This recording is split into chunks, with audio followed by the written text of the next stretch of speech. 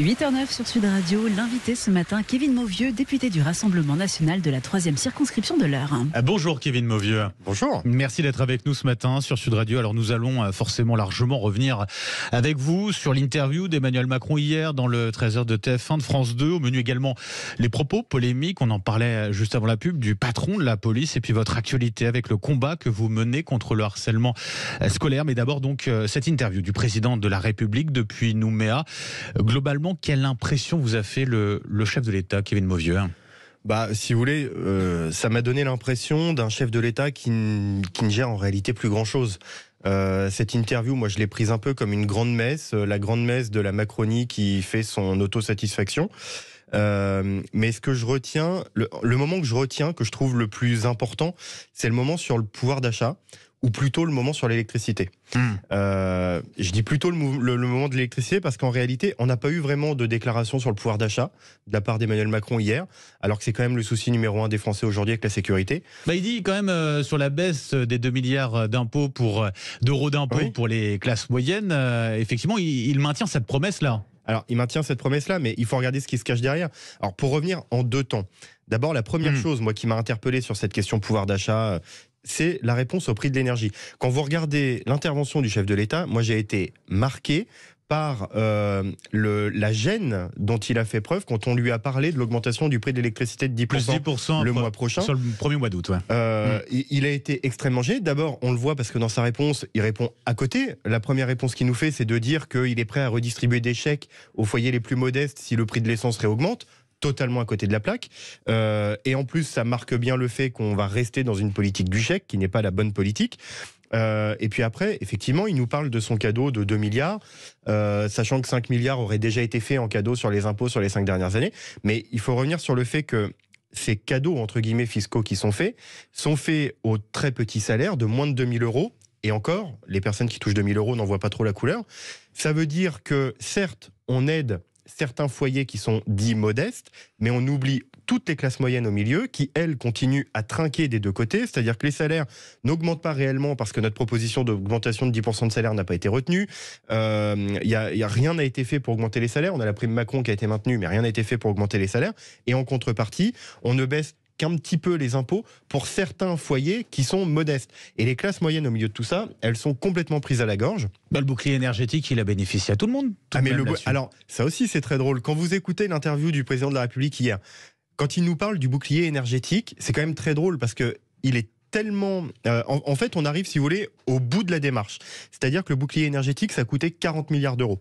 40 milliards d'euros que le contribuable va devoir financer derrière. Bien sûr. C'est-à-dire qu'on fait croire aux Français qu'on leur a fait un cadeau, mais en réalité, derrière, on va leur prendre.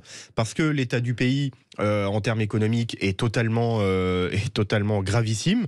Et donc, hier, le président de la République trouve le moyen de nous dire « mais j'ai fait un bouclier à 40 milliards » et dans la même phrase, il est obligé maintenant lui-même de dire mais c'est le contribuable qui va payer. Donc oui, c'est le contribuable qui va payer. En l'occurrence, il a parlé de taxes importées. Il y a une façon de dire qu'il n'est pas responsable totalement de cette hausse des prix de l'énergie et de l'électricité. Mais bien sûr que si, le gouvernement est totalement responsable de cette hausse du prix de l'énergie. Il y a deux solutions en réalité qui sont un peu liées l'une à l'autre et qui en réalité permettraient de baisser le prix des énergies et de façon indolore pour nos finances publiques, c'est de désindexer le prix de l'électricité du prix du gaz, première chose, parce qu'aujourd'hui vous avez un prix de l'électricité qui varie en fonction de celui du gaz alors que ça n'a strictement rien à voir, et surtout, deuxième chose, sortir du marché européen de l'électricité. C'est quelque chose... Je dis pas que c'est facile à faire, parce qu'il faut avoir le courage de taper du poing sur la table, il faut avoir le courage de s'opposer au gouvernement allemand qui pense à ses propres intérêts, et il a bien raison en réalité, sauf qu'aujourd'hui le gouvernement ne veut pas procéder à cela. Alors quand on lui demande, le gouvernement nous répond que c'est impossible, la réponse est si, c'est possible, l'Espagne et le Portugal l'ont fait, ça a marché. En France, on produit une énergie décarbonée, une énergie pas chère avec notre parc nucléaire, même si le parc nucléaire doit être renforcé évidemment, mais on produit une énergie pas chère. Et on se trouve aujourd'hui, il faut que les Français le sachent, à payer une électricité très chère parce qu'en réalité, elle s'aligne sur un marché européen avec une Allemagne qui est quand même la première puissance européenne qui ne produit pas suffisamment d'électricité parce qu'ils ont décidé de sortir du nucléaire et de faire que de l'éolien, ce qui ne fonctionne pas aujourd'hui. Et donc, la vraie solution, c'était pas de dépenser, de jeter par la fenêtre 40 milliards d'euros pour remplacer la hausse des prix des Français par l'impôt.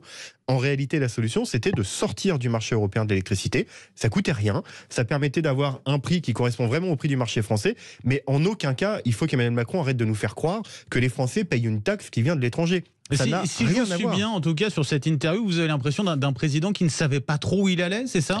Moi, j'ai l'impression d'un président, c'est même pas qu'il sait pas où il va. En réalité, on a affaire à un président qui est ravi de lui-même, qui est heureux de ce qui se passe dans le pays, qui considère que tout fonctionne et qu'il faut continuer. On a donné des chèques pour l'histoire des carburants. On continuera si c'est nécessaire, parce que ça marche. On a fait un bouclier à 40 milliards. C'est le contribuable qui va payer, mais ça marche, donc continuons. Les émeutes, On a des textes importants qui sont passés tout de même lors de ces fameux 100 jours.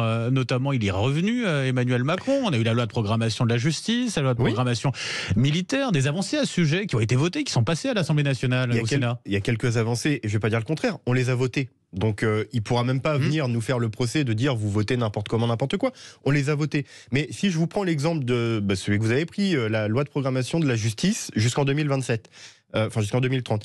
En réalité, la loi de programmation de la justice, on l'a votée pourquoi ? Parce qu'on a une augmentation importante des moyens pour la justice. Ça, c'est une excellente chose. Maintenant, on l'a voté uniquement pour ça. On part du principe que voter cette hausse de moyens, ça permettra à Marine Le Pen en 2027 d'appliquer le programme qui est le nôtre. Mais aujourd'hui, cette hausse de moyens, elle ne se concrétise pas dans les faits par quelque chose de cohérent et de fiable. Par exemple, pendant quasiment tous les débats, est revenu sur la table à l'Assemblée nationale, dans ce projet de loi de justice, le fait que le gouvernement, presque bras dessus, bras dessous avec l'extrême gauche, veut trouver toutes les solutions possibles et imaginables pour sortir les gens de prison. Il n'y a pas assez de place en prison, donc on va sortir les gens de prison. C'est quoi cette politique ? Aujourd'hui, vous avez quantité de jeunes, pas que des jeunes, mais quantité de jeunes délinquants. C'est Emmanuel Macron hier, quand il parle justement il revient sur ces émeutes, il prône l'ordre, il l'a répété même à 3 reprises, vous l'avez entendu comme moi, et il parle d'un retour de l'autorité à chaque niveau. Là-dessus, c'est une analyse que vous partagez complètement au Rassemblement National. Mais alors, c'est une analyse qu'on partage, mais si ça fonctionnait, ça fait 6 ans qu'il est là, Emmanuel Macron. On est dans la 7e année. Moi, quand il a dit hier, l'ordre, à 3 reprises, comme vous le dites, moi j'entendais le chaos. On sort de 100 jours qui étaient 100 jours d'apaisement. Dans son discours, dans sa lettre. Moi, je sors honnêtement de 100 jours qui en réalité étaient 100 jours d'embrasement. Comment on peut parler d'ordre, quand en réalité on sort de 5 jours d'émeute, 5 simples jours. On était à 3 semaines en 2005. En 5 jours, on a fait plus de dégâts, plus de victimes qu'on en a fait en 3 semaines. Il n'y a pas eu besoin d'état d'urgence, en tout cas, pour rétablir l'ordre d'une certaine manière. Il n'y a pas eu besoin d'état d'urgence. 5 jours contre 3 semaines, vous le disiez même en 2005. Bien évidemment, mais c'était tellement violent que je pense que vous avez entendu, comme moi, certaines analyses. Je ne dis pas qu'elles sont vraies, parce qu'en réalité, je pense qu'on ne saura jamais ce qui a réellement fonctionné dans la fin de ces émeutes. Mais on a quand même entendu un certain nombre d'analyses qui nous disent, parfois venant de policiers qui connaissent le terrain, que ces émeutes, elles n'ont pas été stoppées parce qu'il y avait assez de policiers dans la rue ou parce que Emmanuel Macron faisait preuve d'autorité. Elles ont été arrêtées parce que dans un certain nombre de quartiers, elles empêchaient le deal. On a des chefs de bande, des dealers, qui ont demandé à leurs petits frères, à leurs voisins, à leurs amis, arrêtez de casser, arrêtez de brûler, on ne peut plus vendre. Pour vous, ce sont les dealers qui ont mis un terme à ces émeutes. Écoutez, objectivement, vous avez tous vu les images d'une cité il y a quelques jours dans lesquelles ont été organisées des espèces de vacances d'été par les dealers. Voilà, je ne voulais pas les nommer, mais puisque vous les nommez... On l'a tous vu. Est-ce que c'est Emmanuel Macron, est-ce que c'est la mairie qui a organisé ça ? Non. La vie de ces quartiers, elle est gangrénée par des dealers, elle est gangrénée par des délinquants qui en font des zones de non-droit. On le voit quand nos policiers, nos gendarmes se font attaquer quand ils y vont. Pire, alors je dis pas qu'on peut attaquer un policier et un gendarme, mais à la limite, le policier et le gendarme, ils peuvent le prendre comme un ennemi qui vient les attaquer.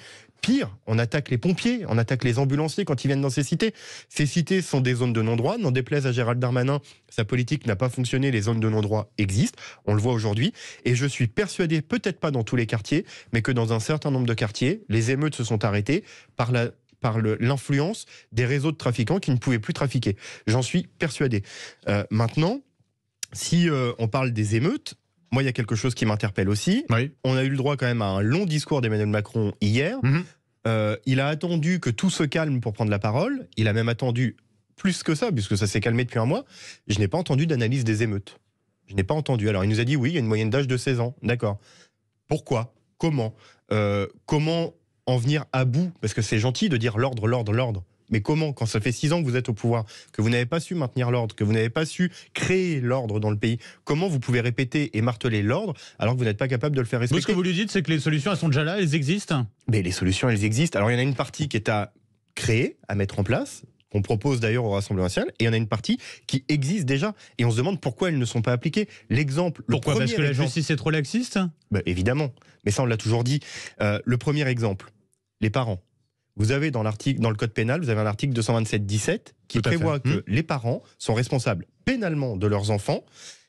Jusqu'à 2 ans de prison et 30 000 euros d'amende. Voilà, exactement. Voilà. Mais je suis désolé, mais quand j'entends les explications du président de la République hier, de Gérald Darmanin ou de Dupond-Moretti sur les dernières semaines, ils nous disent que la moyenne d'âge des personnes arrêtées, c'est 16 ans. On nous explique qu'il y a eu, un jour 3000, un jour 3500. Hier, Emmanuel Macron nous disait 4000 arrestations. Mais à aucun moment... Parce que ça évolue aussi, il y a des arrestations post-émeute. Évidemment, il y a les enquêtes qui se font, et d'ailleurs, je rends hommage à tous nos policiers, à nos gendarmes qui font un travail de fourmi extrêmement important. Mais à l'issue de tout ça, moi, ce que je constate, c'est que dans toutes les peines qu'on nous a annoncées, dans toutes les comparutions immédiates qu'on a vues, pour l'instant, je n'ai vu aucun parent passer devant le juge et être condamné. Donc, qu'on arrête de venir dans les médias faire croire qu'on veut rétablir l'ordre alors qu'on n'est même pas capable d'appliquer la loi qui existe aujourd'hui. La seule mesure qui a été annoncée, c'est d'envoyer un flyer. Les parents, en l'occurrence, ont leur place au tribunal, justement, et doivent être condamnés. Il faut responsabiliser les parents. Alors, ils ont leur place au tribunal, la loi, elle existe, il faut l'appliquer. Au-delà de ça, nous, on a une proposition qu'on a faite et qui me semble être une question de justice sociale en réalité. C'est la suspension prévue des allocations familiales pour les familles dont les enfants sont dans les émeutes. C'est ce que proposent aussi les LR. C'est ce que proposent nouvellement les LR après qu'on l'ait proposé. Ils ont été au pouvoir pendant 30 ans. En 2010, ils l'avaient mis en place, en l'occurrence, cette suppression des allocations familiales. Et l'ont-ils fait appliquer? Ça avait bien marché, en l'occurrence, pour l'absentéisme scolaire des enfants. Oui, l'absentéisme scolaire. Mais en dehors de ça, l'ont-ils fait appliquer? Est-ce que LR, au pouvoir pendant des dizaines d'années, ont fait appliquer, ont mis en place le programme du Rassemblement national? Non. Ils se réveillent là ces dernières semaines parce qu'ils s'aperçoivent que c'est faillite chez les LR. Quand il faut voter une motion de censure, tout le monde n'est pas d'accord. À la base des LR, les jeunes républicains dans les départements rejoignent le Rassemblement national. Il y a un mouvement de fond, ils s'en aperçoivent et donc leur solution c'est de reprendre notre programme. Mais ils ont été au pouvoir des dizaines d'années, ils l'ont jamais appliqué, c'est pas maintenant qu'ils le feront. Leur programme c'est une contrefaçon et comme toute contrefaçon, les gens qui vont l'acheter vont être déçus parce qu'en réalité quand vous recevez le paquet, ça n'a rien à voir avec ce qui était marqué sur l'annonce. Bon, Kevin Mauvieux, un mot aussi tout de même sur le projet de loi immigration qui doit être présenté à l'automne par le gouvernement. On verra si les délais sont tenus. Effectivement, cette fois-ci, je vous vois sourire. Double objectif pour Macron, réduire les entrées d'un côté, mieux intégrer ceux qui travaillent dans les métiers sous tension de l'autre. Pour vous, il est hors de question de voter un tel texte ? Je ne vais pas dire qu'il est hors de question de voter un tel texte parce que tant qu'on n'a pas vu la lettre, on ne peut pas dire qu'on va le voter ou non. Ça, c'est notre façon de procéder au Rassemblement national. Depuis qu'on est élu, on ne se prononce jamais sur un texte et sur le vote qu'on aura sur ce texte tant qu'on n'a pas vu le texte. Nous, tout ce qui peut aller dans le bon sens, on le vote. Maintenant, j'ai du mal à croire que ce texte aille dans le bon sens. D'abord, par rapport aux premières annonces qui ont été faites, les régularisations massives d'étrangers parce qu'ils ont un travail sur le sol français, ces pompes aspirantes, le fait de ne pas revenir sur l'aide médicale d'État, le fait de ne pas revenir sur tout un tas de mesures en réalité qui font l'objet de pompes aspirantes, qui font venir des étrangers massivement sur notre pays, qui leur font prendre des risques en Méditerranée, parce que oui, nous, on n'a pas honte de le dire, les gens qui traversent la Méditerranée le font parce qu'on leur vend du rêve, parce qu'on leur fait croire parce que des passeurs leur permettre de prendre la route vers chez nous en leur faisant croire mais en réalité, il faut mettre fin à tout ce système pour éviter que ces gens prennent des risques. Et aujourd'hui, tel qu'on nous présente la loi, j'ai du mal à croire qu'elle entre dans les critères. Et le deuxième élément qui me fait croire qu'on va avoir du mal à la voter, c'est que cette loi, ça fait 1 an qu'on nous dit tous les 2 mois, oui c'est pour le mois prochain, oui c'est pour la saison prochaine. Il a laissé entendre, le président, que le gouvernement pourrait éventuellement passer par le 49.3. Alors oui, et justement, c'était le 3e élément. Donc, deuxième élément qui fait croire que ça va être compliqué, c'est que si on la repousse autant, c'est qu'elle va pas être très populaire et c'est qu'elle va être relativement compliquée à passer. Si elle est impopulaire et compliquée à passer, c'est précisément qu'elle ne répond pas aux attentes ni de la France ni des Français. Et puis, effectivement, quand le président de la République, c'est quand même fort de café, quand le président de la République vous dit, on a fait passer le plus de textes qu'on n'en a jamais fait passer en 1 an depuis qu'on est élu. En réalité, oui, à coup de 49.3, on peut en faire passer très rapidement. C'est la première année de son premier quinquennat. Exactement.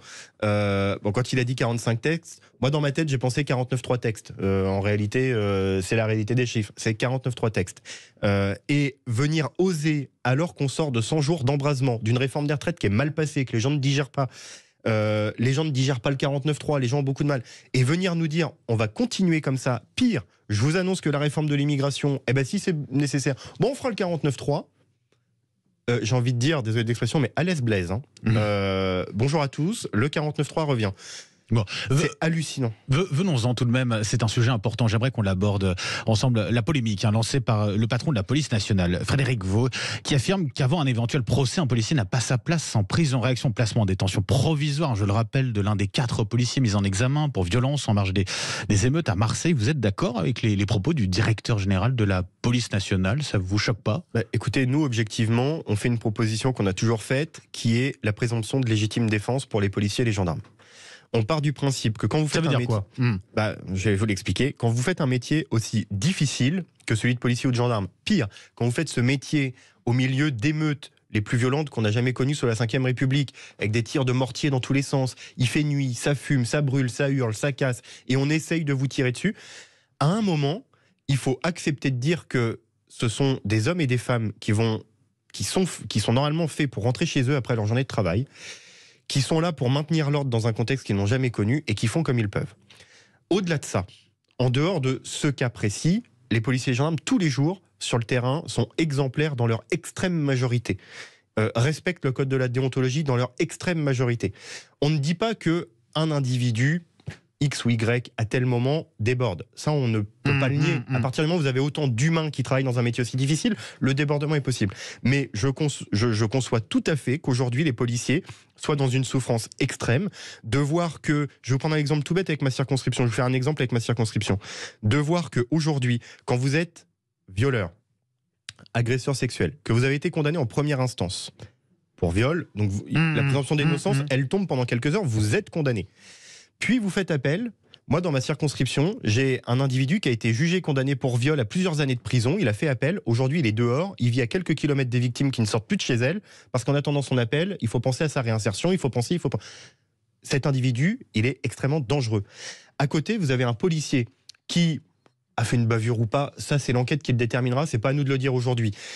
Qui est en détention provisoire pour l'exemple, alors qu'il fait un métier difficile et qu'il n'est pas dangereux pour la société, qu'on n'aille pas me faire croire qu'il est dangereux pour la société. Donc je comprends tout à fait aujourd'hui. C'est pour éviter, en l'occurrence, on nous dit les pressions éventuelles sur victimes, les proches de la victime. Écoutez, notamment. Le violeur, dans ma circonscription, il a largement de quoi faire pression sur ses victimes aussi, et il est dehors en attendant son appel.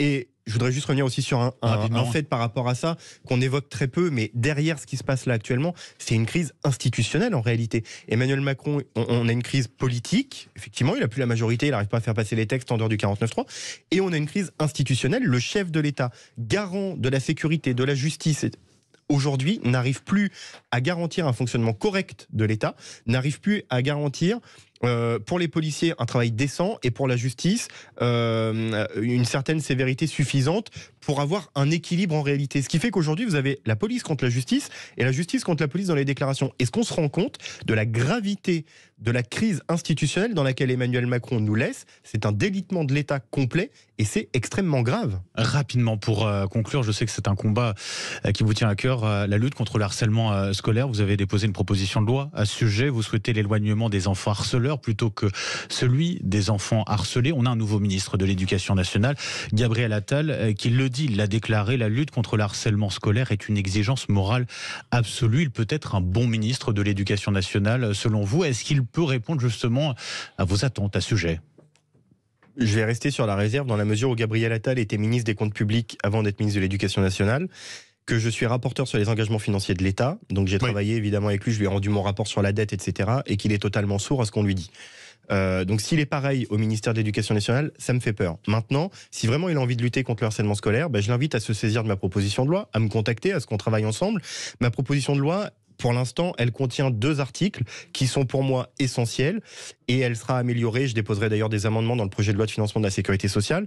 Le premier article, qui est la base de la base, quand vous êtes harceleur scolaire, vous êtes sorti de l'établissement dès que la plainte est déposée, vous êtes envoyé dans un autre établissement. Il faut arrêter avec le système de triple peine pour le harcelé. C'est-à-dire que le harcelé est victime du harceleur, le harcelé est sorti de l'école aujourd'hui, donc il est totalement mis à l'écart de tout lien social et notamment de ses amis qui pourraient l'aider à surmonter la pente. Et troisième élément, il est dans un cas de déscolarisation puisqu'il est mis en dehors du système scolaire, donc il perd du temps. Et la deuxième mesure qui me semble essentielle, c'est de prévoir en cas de récidive, de suspendre les allocations familiales entre 2 et 6 mois pour les familles, donc c'est l'appréciation du juge pour les familles dont l'enfant est récidiviste. La première fois, vous ne savez pas toujours ce qui se passe à l'école, votre enfant peut être extrêmement bien éduqué, s'il s'entoure mal à l'école, ça peut tourner mal et vous ne le savez pas. Donc la première fois, dont acte, on condamne l'enfant, on condamne la famille, voilà. Mais la deuxième fois, vous êtes au courant que votre enfant a un potentiel, c'est à vous de le remettre dans le droit chemin. Encore une fois, vous avez un devoir d'autorité d'éducation. Si vous ne le mettez pas en place, suspension des allocations familiales. Et le message est passé donc pour le nouveau ministre de l'Éducation, Gabriel Attal. Merci beaucoup, Kevin Mauvieux, député RN, je le rappelle, de la 3e circonscription de l'Eure. Merci d'être passé par Sud Radio. Bonne journée. Merci à vous. Bonne journée.